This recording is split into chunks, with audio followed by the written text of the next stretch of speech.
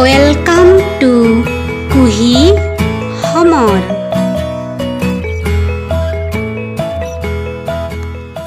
মৰমৰ অকণিহঁত, আজি আমি দ্বিতীয় শ্ৰেণীৰ সংস্কাৰখনৰ পাঠ এটা পঢ়িম। তাৰ কাৰণে আমি পৃষ্ঠা নম্বৰ ৫৭ উলিয়াই ল'ম। ৫-৮ অধ্যায় ৫ আমাৰ সংস্কৃতি। আমাৰ সংস্কৃতি বুলিলে আমি আমাৰ গহনা গাঁথৰি, সাজ পোছাক বা নাচ গান আদিবোৰকে বুজো।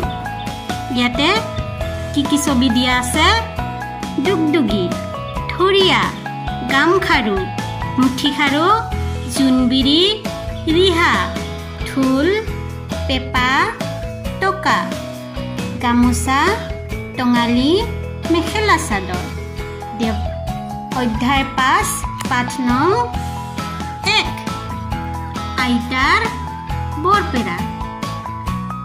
থুৰীয়া, গামখাৰু, মুঠিখাৰু, দুগদুগী তোমালোকে পিন্ধি পাইছানে?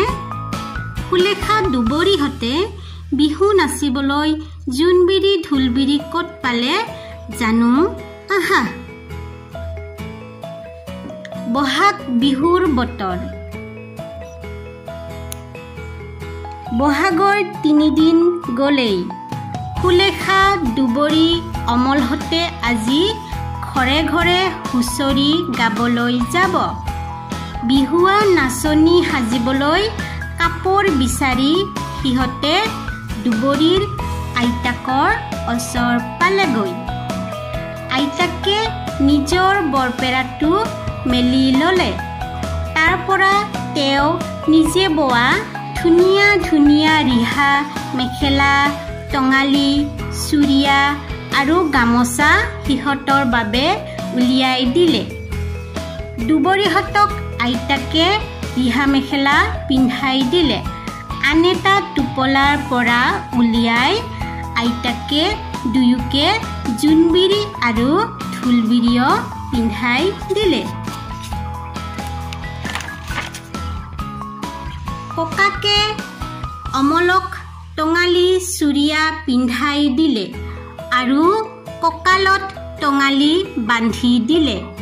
সি বেৰৰ পৰা নমাই ককাকৰ পুৰণি ঢোলটো কান্ধত আঁৰি ল'লে।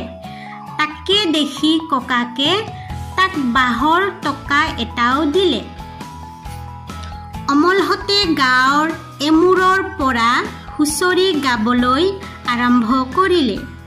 কেইঘৰমানৰ চোতালত বিহু মৰাৰ পিছতেই অমলৰ ঢোলটো ফাটি থাকিল। সিহঁত বৰ বিপাঙত পৰিল। দুবৰিয়ে ক'লে, ঢোল নহ'লেও আমি টকা বজায়ো নাচিব পাৰিম।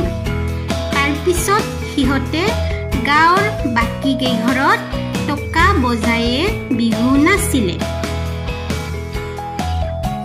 শেষৰ দিনা দুবৰিহঁতৰ ঘৰৰ ওচৰৰ নৈ কাষৰ শিমলুজোপাৰ তলত সিহঁতে বিহু উৰুৱালে। তাৰপিছত সকলো মিলি আনন্দেৰে ভোজ ভাত খালে। এতিয়া আমি ক্ৰিয়াকলাপলৈ আহোঁ। কথা পাতোঁ আহা। প্ৰশ্নবিলাক চোৱা, নিজে কৰিব পাৰিবা। আইতাই গহনাবোৰ ক'ত ভৰাই ৰাখিছিল? তোমালোকে পঢ়াটো পঢ়ি নিশ্চয় গম পাইছা। আইতাই গহনাবোৰ বৰপেৰাত ভৰাই ৰাখিছিল। সুলেখাহঁতে কি কি গহনা পিন্ধিছিল? সুলেখাহঁতে ঢোলবিৰি আৰু জোনবিৰি পিন্ধিছিল। বৰপেৰাৰ পৰা আইতাকে কি কি কাপোৰ উলিয়াইছিল? চোৱা ইয়াতে, বৰপেৰাৰ পৰা আইতাই নিজ হাতে বোৱা ধুনীয়া ধুনীয়া ৰিহা, মেখেলা, টঙালি, চুৰিয়া আৰু গামোচা উলিয়াইছিল। শেষৰ প্ৰশ্নটো চাওঁ আহা। বিহুত নাচনীয়ে কিদৰে সাজোন কাচোন কৰে?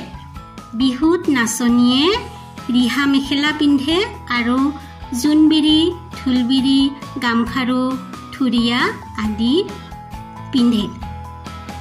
এইবিলাক তোমালোকে নিজে লিখিবা হা সকলো কামৰ বাবে বেলেগৰ ওচৰত নিৰ্ভৰ কৰাটো উচিত নহয় বুজাই দিছো হুলেখাহতে কি কৰিবলৈ যাব প্ৰথম হাৰিতে আছে হুলেখাহতে হুঁচৰি গাবলৈ যাব আইতাকে কাপোৰ আৰু অলংকাৰ ক'ত ভৰাই থৈছিল আইতাকে কাপোৰ আৰু অলংকাৰ বৰপেৰাত ভৰাই থৈছিল এইটো বৰপেৰাৰ ছবি দিয়া আছে অমল হুঁচৰি গাবলৈ যোৱাৰ আগত ককাকে তাক কি কি দিছিল এইফালে চোৱা এইটো প্যাৰাগ্ৰাফত ধুনীয়াকৈ আছে তোমালোকে পঢ়ি প্ৰশ্নটোৰ উত্তৰ লিখিবা আইতাকে হুলেখাহতক কি কি পিন্ধাই দিছিল এইটোও আছে তোমালোকে নিজেই লিখিবলৈ চেষ্টা কৰিবা তাৰপিছত ছবি চাই বাক্য লিখো আহা এই ছবি কইখন চোৱা ছবি চালে বুজি পাবা তোমালোকে কোনে কি কৰি আছে এইজন মানুহে হাল বাই আছে হয়নে ইয়াতে গছপুলি ৰুইছে পানী দিছে কাণত চৰাইবোৰে ধান খাইছে এইবাৰ আমি পিছৰ পৃষ্ঠাটো পঢ়িম উল্লাস পল্লৱ উল্লেখ বল্লভ অন্ন প্ৰসন্ন উন্নত উন্নয়ন উত্তৰ উত্তীৰ্ণ আপত্তি উত্তৰণ পট্টা ঠাট্টা অট্টালিকা ফাট্টা উচ্চতা উচ্চাৰণ সৰ্বোচ্চ উচ্চতম ইজ্জত বজ্জাত উজ্জয়িনী উজ্জীৱন উদ্যম উদ্দেশ উদ্দীপনা উদ্দীপিত লৈ লৈ লৈলল্য দন্তা তৈ তৈ তৈতত্য দন্তা দৈ দৈ দৈদদ্য দন্তা নৈ নৈ নৈনন্য বৰ্গীয় জয় জয় জয় জয় প্ৰথম ছয় ছয় ছয় শস্য মূৰ্ধন্য তৈ তৈ তৈতত্য এইবাৰ আমি ৰঙা চিন দিয়া যুক্তাক্ষৰেৰে খালী ঠাই পূৰণ কৰিম উল্লাস পল্লৱ